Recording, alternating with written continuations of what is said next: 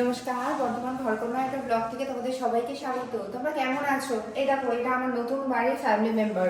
ওর নাম হলো পোস্ত। ওকে কিন্তু কিনে আনা হয়নি, ও নিজে থেকেই উড়ে এসছে। যেহেতু শীত পড়ে গেছে, আমি তো পিঠে করতে পারবো না, তো আজকে তোমাদের কাছে আরেকটা নতুনত্ব মিষ্টি বলতে পারো রেসিপি নিয়ে এসেছি। নাম হলো নলিনী। তো চলো উপকরণগুলোর সাথে পরিচয় করে দিই। উপকরণগুলো খুবই কম। ময়দা লাগছে আমাদের, আর এইটা হলো ক্ষীর, আর এটা কিন্তু নলেন গুড়ের ক্ষীর, তার জন্যই নাম হলো নলিনী। আর এটা হলো কেশর ভেজানো দুধ, অল্প সাদাতে কাজু কিশমিশ আর জল। প্রথমে আমি ময়দাটা নিয়েছি, এখানে আমার বাড়ির সদস্য আন্দাজে আমি ময়দা নিয়েছি। এইটা এমনি জল দিয়ে পাতলা একটা ব্যাটারের মতো গুলে নেব। ব্যাটারটা কিন্তু একদম পাতলা হবে।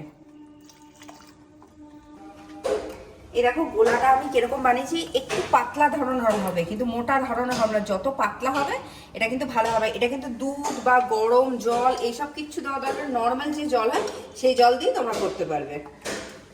এবার আমি চাটুর ভেতরে হাফ চামচেরও থেকে কম যাকে বলে তেল দেওয়া, সেই তেলটা দেবো। হাফ চামচের থেকে কম, আর এটা কিন্তু এই একবারই দেবো। আর এই সময় চাটুটা কিন্তু খুব ভালো করে কিন্তু গরম করে নিতে হবে। আমার কিন্তু একদম গরম হয়ে গেছে। আমি কিন্তু চাটুই বলছি, তোমরা তাওয়া বলতে, তাওয়া বলো বা কিছু বলো, কিছু মনে করো না কিন্তু। এবার আমি অল্প করে গোলা এখানে দেব।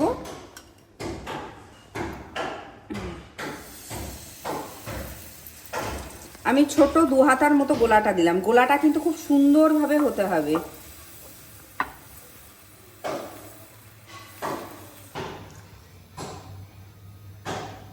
আমার গোলাটা দিয়ে এখানে রুটির মতো হয়ে গেছে। এইবার আমি এখানে এই যে ক্ষীরটা যেটা বানিয়েছি নলেন গুড়ের, সেই ক্ষীরটা আমি দিলাম। এবার আস্তে আস্তে একটা একটা করে এরকমভাবে পাল্টে নেব। আর ক্ষীরটা একটু বেশি দেবে, তাহলে আরো ভালো হবে।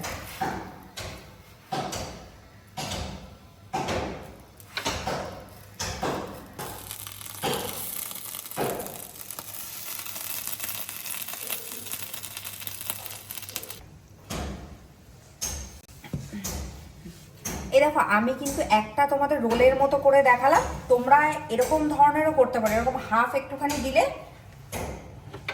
তারপর ক্ষীরটা দেবে এখানে। এখানে আসল হলো ক্ষীরটাই, আর কিচ্ছু না। ক্ষীরটা যত দেবে তত স্বাদ বাড়বে কিন্তু।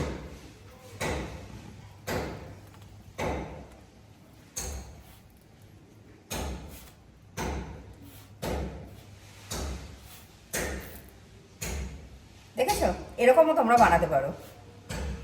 আরো কথা, আমি নলিনী বানিয়ে তোমাদের কাছে ফিরে আসি। তোমাদের তো দেখিয়ে দিলাম কিভাবে বানাবে তোমরা, ঠিক আছে?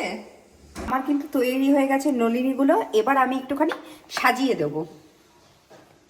এই যে আমি কেশর ভেজানো যে দুধটা রেখেছিলাম, এটা আমি উপর দিয়ে একটুখানি দিয়ে দেবো।